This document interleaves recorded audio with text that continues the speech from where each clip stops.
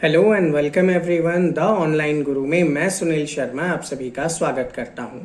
आज का सेशन उन सभी एस्पिरेंट्स के लिए खास है जो सैनिक school entrance exam, RIMC entrance exam या फिर राष्ट्रीय मिलिट्री स्कूल के एंट्रेंस एग्जाम्स की प्रिपरेशन कर रहे हैं। आप सभी के सिलेबस में जनरल नॉलेज में करंट अफेयर्स से रिलेटेड क्वेश्चंस पूछे जाते हैं। तो आज के इस सेशन में हम 1 से लेकर 15 अप्रैल के इम्पॉर्टेंट करंट अफेयर्स को कवर अप करने वाले हैं एंड ऐसे ही रेगुलर सेशंस हम आपके लिए लेकर आते हैं। तो हमें इनकरेज करने के लिए चैनल को सब्सक्राइब कर बेल आइकन प्रेस करना ना भूलिएगा।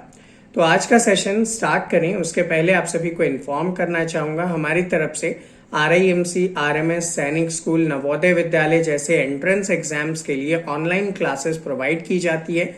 अगर आप हमारे साथ जुड़कर इन क्लासेस की प्रिपरेशन करना चाहते हैं तो दिए गए नंबर 7737653468 पर व्हाट्सएप के थ्रू भी डिटेल्स ले सकते हैं। तो आज का सबसे पहला टॉपिक आपके सामने आता है दैट 4 अप्रैल के दिन फिनलैंड जो है वो नाटो का एक मेंबर बन चुका है। जैसा कि आप सभी जानते हैं नाटो क्या है, नॉर्थ अटलांटिक ट्रीटी ऑर्गेनाइजेशन के रूप में ये जाना जाता है। बेसिकली इसका ऑब्जेक्टिव ये है कि रशिया के अगेंस्ट यूरोप को प्रिपेयर करना। अगर रशिया किसी भी नेशन के ऊपर अटैक करता है, वॉर की सिचुएशन क्रिएट करता है, तो ये नाटो नेशंस क्या करेंगे, उसके अगेंस्ट वॉर करेंगे।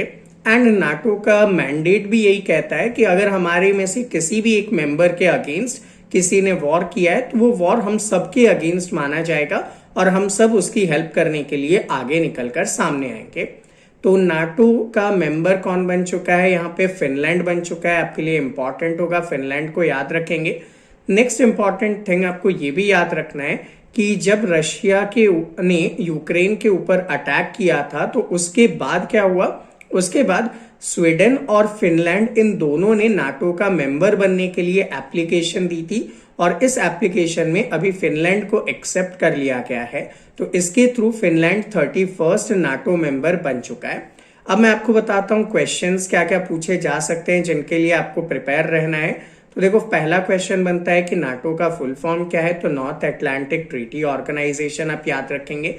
सेकंड क्वेश्चन यहाँ पे बनता है कि रीसेंट मेंबर नाटो का कौन बना है, तो आपका आंसर फिनलैंड होगा। नेक्स्ट इंपॉर्टेंट क्वेश्चन बन सकता है कि फिनलैंड नाटो के कौन से नंबर का मेंबर बना है, तो आपका आंसर क्या होगा, 31st मेंबर यहाँ पे बना है। तो ये कुछ इंपॉर्टेंट क्वेश्चंस होंगे जो आपको याद रखने हैं।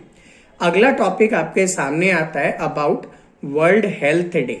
हम लोग 7 अप्रैल के दिन अवेयरनेस फैलाने के लिए कि physical, mental and social wellness हमारे लिए कितना आवश्यक है, कितना जरूरी है, उसके लिए वर्ल्ड हेल्थ ऑर्गेनाइजेशन जिसे WHO कहा जाता है, WHO नाम की संस्था क्या करती है, यहाँ पे ये दिन सेलिब्रेट करती है। तो बेसिकली क्या होगा, 7 अप्रैल आपको याद रखना है। 7 अप्रैल कैसे याद रखना है, तो 7 अप्रैल के दिन WHO की तरफ से पूरे विश्व में वर्ल्ड हेल्थ डे मनाया जाता है। यहाँ पे आप एक और क्वेश्चन याद रखेंगे कि 7 अप्रैल को ही क्यों चुना गया, तो भैया जो वर्ल्ड हेल्थ ऑर्गेनाइजेशन है इसकी स्थापना 7 अप्रैल के दिन ही 1948 में की गई थी। नेक्स्ट इंपॉर्टेंट थिंग याद रखेंगे 2023 का थीम क्या रखा गया है, तो हेल्थ फॉर ऑल यहाँ पे हम सभी के लिए थीम रखा गया है जिसे आपको याद रखना है। तो क्वेश्चंस क्या क्या बनते हैं, वर्ल्ड हेल्थ डे कब मनाते हैं, तो आपका आंसर होगा 7 April. Second thing, world health day कौन सेलिब्रेट करता है, तो वर्ल्ड हेल्थ ऑर्गेनाइजेशन यानी कि WHO सेलिब्रेट करता है। यहाँ पे आपको ये भी याद रखना है कि इस साल का 2023 के वर्ल्ड हेल्थ डे का जो थीम है वो क्या था, तो हेल्थ फॉर ऑल यहाँ पे आपका थीम हो जाएगा। नेक्स्ट थिंग, WHO की स्थापना कब हुई थी, तो 7 अप्रैल 1948 को इसकी स्टैब्लिशमेंट हुई थी। ये आप यहाँ पे याद रख सकते हैं। अगली न्यूज आती है नेशनल मारटाइम डे को लेकर। तो रिसेंटली जो है 60th नेशनल मारटाइम डे को इंडिया ने 5 अप्रैल के दिन सेलिब्रेट किया। अब मारटाइम डे का मतलब है समुद्र में यात्रा से रिलेटेड। तो बेसिकली क्या हुआ, पहले समुद्र में जो यात्रा थी वो कंट्रोल करते थे ब्रिटिशर्स यानी कि यूनाइटेड किंगडम का उसके ऊपर अधिकार था। तो इंडिया की तरफ से SS लॉयल्टी नाम का एक शिप जो था वो स्किंडिया स्कीम नेविगेशन कंपनी ने बनाया था और उनकी तरफ से इस शिप को स्टार्ट किया था टूर के लिए या फिर आप कह सकते हैं कॉमर्शियल एक्टिविटी के लिए, ट्रेड करने के लिए। तो उसको हम लोग सेलिब्रेट करते हैं as a national maritime day. Date आप याद रखेंगे 5th ऑफ अप्रैल। किसके लिए? तो एसएस लॉयलिटी नाम का जो शिप था जिसे कि लॉन्च किसने किया? स्किंडिया स्टीम नेविगेशन कंपनी ने लॉन्च किया था। तो नेक्स्ट इंपॉर्टेंट आता है आपका कुडनकुलम न्यूक्लियर पावर प्रोजेक्ट, जिसे कि हम लोग KKNPP के नाम से भी जानते हैं, कुडनकुलम न्यूक्लियर पावर प्रोजेक्ट। अब यहाँ पे ये इंडिया का लार्जेस्ट न्यूक्लियर पावर प्लांट है। कहाँ पे है? कुडनकुलम नाम के प्लेस में, तमिलनाडु में स्थित है। इसको हम लोग रशिया की मदद से डेवलप कर रहे हैं। रशिया की एक कंपनी है रोसेटॉम, स्टेट एटॉमिक एनर्जी कॉर्पोरेशन, जिसकी मदद से हम लोगों ने इसको बनाया था। अब हाल ही में चर्चा में आने का रीजन क्या है? तो इसके 2 फेज हैं। फर्स्ट फेज हमने बहुत पहले पूरा कर लिया है, सेकंड फेज पे अभी कंस्ट्रक्शन चल रहा है, जिस वजह से ये न्यूज में आया। तो आपको याद रखना है।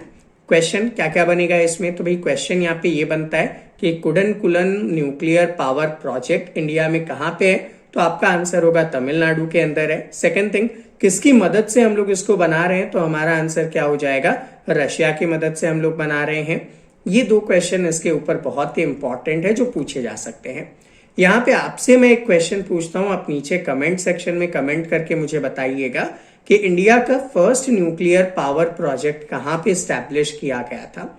ठीक है, इंडिया का फर्स्ट न्यूक्लियर पावर प्रोजेक्ट कहाँ पे स्टैब्लिश किया गया था? नीचे कमेंट सेक्शन में कमेंट कीजिए।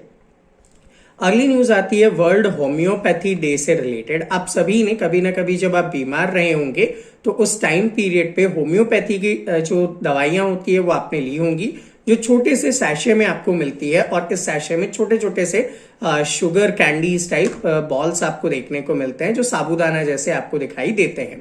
तो ये जो साबूदाना टाइप जो बॉल्स है, इनमें कुछ केमिकल्स मिक्स किया जाता है जिससे आपका ट्रीटमेंट होता है। तो बेसिकली आप यहाँ पे कह सकते हैं एक पर्सन है डॉक्टर सैमुअल हैनमैन। इन्होंने क्या किया था? इन्होंने होम्योपैथी को डिस्कवर किया था कि ऐसे भी हम लोगों का इलाज कर सकते हैं। तो हम लोग 10th ऑफ अप्रैल को होम्योपैथी अवेयरनेस डे के रूप में सेलिब्रेट करते हैं। सैमुअल हैनमैन कहाँ के थे? तो जर्मनी आपका आंसर हो जाएगा। ठीक है, 18th सेंचुरी के लेटर टाइम पे इन्होंने होम्योपैथी को यहाँ पे स्टार्ट किया था। नेक्स्ट न्यूज आती है, बहुत ही इंपॉर्टेंट है और महात्मा ज्योतिराव फूले से रिलेटेड है, जिनको ज्योतिबा फूले भी कहा जाता है। देखो 11th ऑफ अप्रैल के दिन हम लोग इन्हें रिमेंबर करते हैं ज्योतिबा फूले जयंती के रूप में। अब ज्योतिबा फूले कौन थे जिनके लिए हम लोग एक पर्टिकुलर डे सेलिब्रेट करते हैं? तो भाई ये एक सोशल एक्टिविस्ट थे और एंटी कास्ट रिफॉर्मर्स के रूप में भी जाने जाते हैं। बेसिकली क्या होता था, पहले आप सभी ने पढ़ा है कास्ट सिस्टम में प्रॉब्लम्स हैं एंड वहां पे upper caste and lower caste को लेकर बहुत सारे क्लैशेस थे। तो उनकी इक्वालिटी के लिए ये वहां पे काम किया करते थे। इनका जन्म 11th ऑफ अप्रैल के दिन 1827 में महाराष्ट्र में हुआ था। तो इस दिन को हम लोग सेलिब्रेट करते हैं एज ज्योतिबा फूले जयंती। ज्योतिबा फूले जो है वो अपनी वाइफ जिनका नाम था सावित्रीबाई फूले, इनके साथ इंडिया में फर्स्ट टाइम वुमेन एजुकेशन के लिए इन्होंने स्कूल ओपन किए थे। और ये जो स्कूल थे ये कहाँ पे ओपन किए गए थे? तो पुणे के अंदर इसे ओपन किया गया था। तो सबसे इंपॉर्टेंट थिंग, इन्होंने सत्य शोधक समाज की स्थापना की थी, एक सोसाइटी जो ट्रुथ के बारे में जानना चाहती थी कि भाई हम लोग अलग क्यों हैं, सभी के साथ इक्वल जस्टिस क्यों नहीं होता, और इस टाइप की चीजें इन्होंने करना स्टार्ट किया था। और अब प्रेजेंट डे में आप सभी जानते हैं इंडियन कॉन्स्टिट्यूशन सभी को राइट टू इक्वालिटी अवेलेबल करवाता है। तो ज्योतिबा फूले से रिलेटेड जो क्वेश्चंस बनेंगे कि भाई ज्योतिबा फूले जयंती हम लोग कब सेलिब्रेट करते हैं, तो आपका आंसर होगा 11th of April. Second question बनता है कि इनके वाइफ का नाम, तो सावित्रीबाई फूले।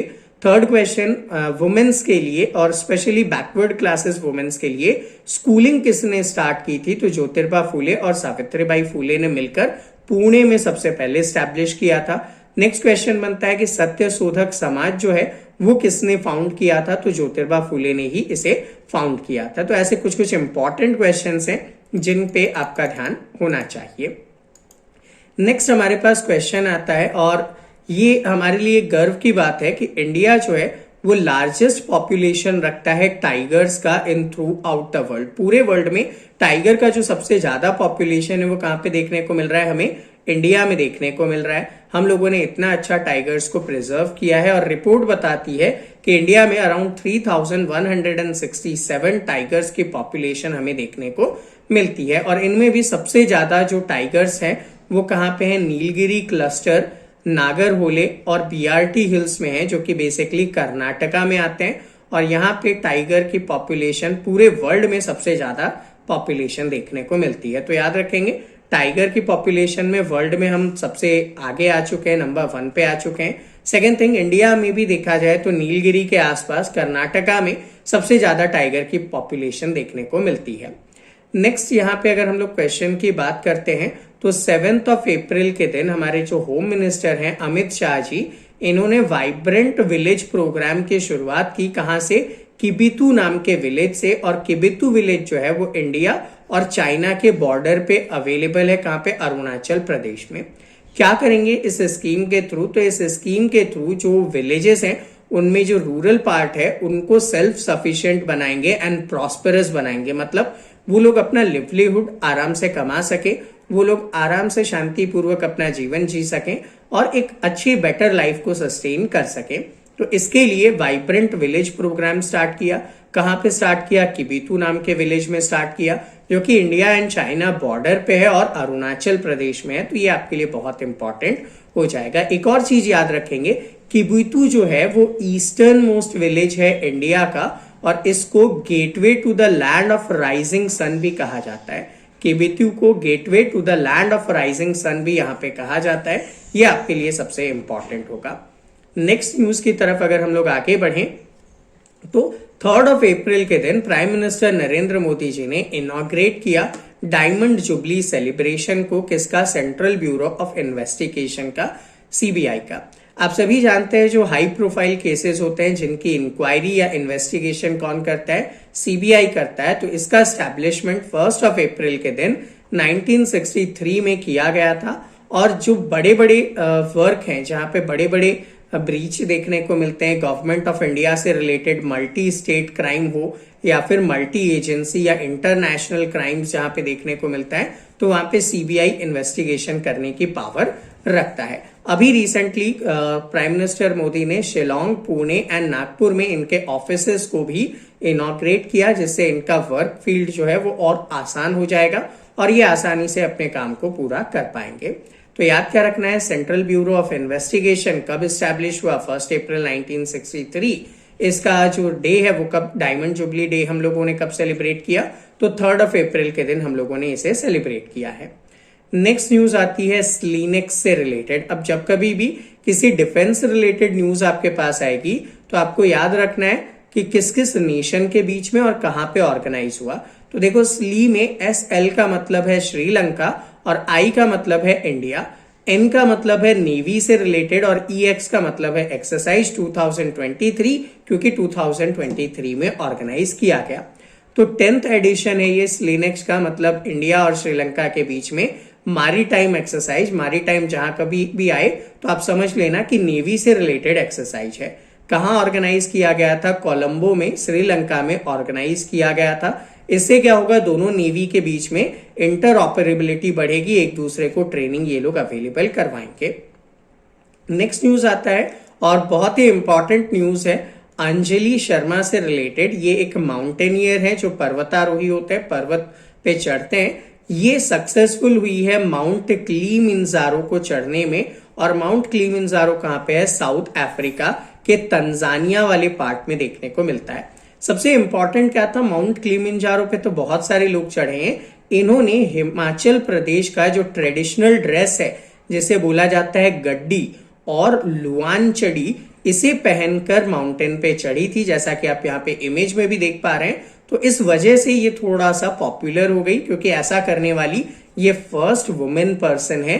तो याद रखेंगे कि ये जो गड्डी एंड लॉन्चडी नाम का जो ड्रेस है वो किससे रिलेटेड है? हिमाचल प्रदेश का ये ड्रेस है। दूसरी चीज, अंजलि शर्मा ने माउंट किलिमंजारो पे क्लाइम किया और माउंट किलिमंजारो जो है वो साउथ अफ्रीका में पड़ता है, तंजानिया में।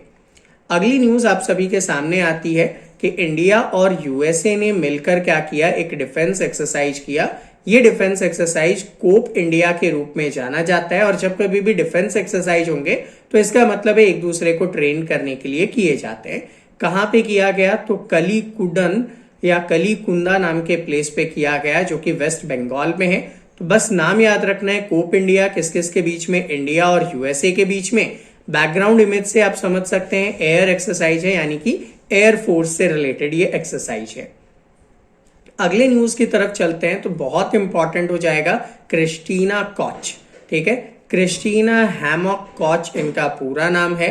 ये वो फर्स्ट वुमेन है जो चांद पे जाने वाली है। जी हाँ, आपने अभी तक पढ़ा था कि जो पर्सन्स हैं वो अपोलो मिशन के थ्रू सबसे पहले चांद पे गए थे। यहाँ पे मैं आपसे एक क्वेश्चन पूछता हूँ, आप नीचे कमेंट करके बताइएगा कि फर्स्ट पर्सन जो मून के सरफेस पे लैंड किए थे उसका नाम क्या है। और हिंट दे देता हूं, एन से उनका नाम स्टार्ट होता है। तो नासा ने, जो कि यूएसए की एक स्पेस एजेंसी है, उन्होंने डिक्लेयर किया कि क्रिस्टीना हैमॉक कॉच जो होंगी वो फर्स्ट वुमेन होंगी जो चांद पे जाने वाली हैं। इनके साथ जो अदर एस्ट्रोनॉट्स होंगे वो जेरेमी हैंसन होंगे, विक्टर ग्लोवर होगा, रेड विंसन होगा और ये सब आर्टेमिस सेकंड मिशन के थ्रू जाएंगे। आपको इनके नाम याद नहीं रखने, आपको बस क्रिस्टीना कॉच का नाम याद रखना है। फर्स्ट वुमेन होने वाली है जो चांद पर जाएगी और बहुत इंपॉर्टेंट क्वेश्चन है ये। नेक्स्ट न्यूज पे अगर हम लोग आगे बढ़े तो हमें देखने को मिलता है कि वर्ल्ड फेमस जो बसोली पेंटिंग है, कहाँ का, Kathua district of Jammu and Kashmir, इन्हें क्या मिला है, जीआई टैग, ज्योग्राफिक इंडिकेशन का टैग मिल गया है। एंड ज्योग्राफिक इंडिकेशन का टैग का मतलब क्या होता है कि वो चीज वहां की पॉपुलर है और कोई उसे कॉपी नहीं कर पाएगा। तो आप जब चीज परचेज करेंगे तो आप ऑथेंटिक चीज को ही परचेज करने वाले हैं। तो याद रखना है क्या, बसोली पेंटिंग कहाँ का है, कठुआ डिस्ट्रिक्ट जम्मू एंड कश्मीर का, और इसे जीआई टैग अवेलेबल किया गया है। नेक्स्ट एक इंपॉर्टेंट न्यूज आता है, शेख खालिद बिन मोहम्मद बिन जायद। शेख खालिद बिन मोहम्मद बिन जायद जो हैं, इन्हें आबू धाबी का नया प्रिंस डिक्लेयर कर दिया गया है। आबू धाबी जो यूनाइटेड अरब एमिरेट्स यूएई की कैपिटल है, वहां पे क्या कर दिया गया है, शेख खालिद बिन मोहम्मद बिन जयाद को क्राउन प्रिंस के रूप में डिक्लेयर कर दिया गया। तो अब ये यहाँ के नए प्रिंस के रूप में काम स्टार्ट कर देंगे। प्रेजेंट टाइम पे शेख मोहम्मद बिन जयद अल नहयान यहाँ के क्या है, प्रेसिडेंट हैं। अगली न्यूज आती है कि इंडिया ने डेवलप किया है वेपन लोकेटिंग रडार, जिसका नाम रखा है स्वाति। और स्वाति को आप यहाँ इमेज में देख पा रहे हैं, ये एक टाइप का artillery locating phased array radar system है। बेसिकली ये क्या करता है, सपोज कीजिए आपकी तरफ कहीं से मिसाइल्स आ रही है तो उन मिसाइल्स को ट्रैक करने का और उन्हें डिस्ट्रॉय करने का काम इस Swati missile system, radar system के थ्रू किया जाएगा। ये अराउंड 30 से 40 किलोमीटर्स की दूरी पे ही उन मिसाइल्स एंड रॉकेट को डिस्ट्रॉय करने की कैपेबिलिटी रखता है। अगली न्यूज आती है अजरबैजान एंड तजिकिस्तान से रिलेटेड। इन दोनों को ही मलेरिया फ्ली यहाँ पे डिक्लेयर कर दिया गया है। किसने डिक्लेयर किया, वर्ल्ड हेल्थ ऑर्गेनाइजेशन ने डिक्लेयर किया। मलेरिया जो है वो प्लाज्मोडियम पैरासाइट की वजह से होता है, जिसको ट्रांसमिट करने के लिए फीमेल एनाफ्लीज मॉस्क्यूटो का इंपॉर्टेंट रोल है। तो फीमेल एनाफ्लीज मॉस्क्यूटो जो है वो इसे ट्रांसमिट करती हैं, जिसकी वजह से मलेरिया होता है। तो अब इन दोनों ही नेशन ने, अजरबैजान और तजाकिस्तान ने, मलेरिया पे कंट्रोल कर लिया है और इसी के साथ 41 कंट्री अब मलेरिया फ्री हो चुकी है जहां पे मलेरिया नहीं है। तो स्टूडेंट, ये था हमारा आज का सेशन। आई होप आप सभी के लिए हेल्पफुल रहा हो। अगर आपको ये सेशन पसंद आता है तो इसे लाइक कीजिएगा और शेयर कीजिएगा, ताकि हम आपके लिए मोटिवेट होकर ऐसे ही रेगुलर कंटेंट लेकर आ सके। और ऐसे ही रेगुलर सेशंस देखने के लिए चैनल को सब्सक्राइब करके बेल आइकन प्रेस करना ना भूलिएगा, ताकि आपको सभी अपडेट्स मिल सकें। एंड अगर आप हमारे साथ जुड़कर ऑनलाइन क्लासेस के थ्रू प्रिपेयर करना चाहते हैं तो नंबर आपके स्क्रीन पर दिए गए हैं। अगर कोई भी डाउट या कोई क्वेरी है तो नीचे कमेंट सेक्शन में कमेंट कीजिएगा। विद इन 24 आवर्स आपके सभी डाउट एंड क्वेरीज को रिजॉल्व करेंगे। मिलते हैं आपसे अगले सेशन में, तब तक के लिए जय हिंद।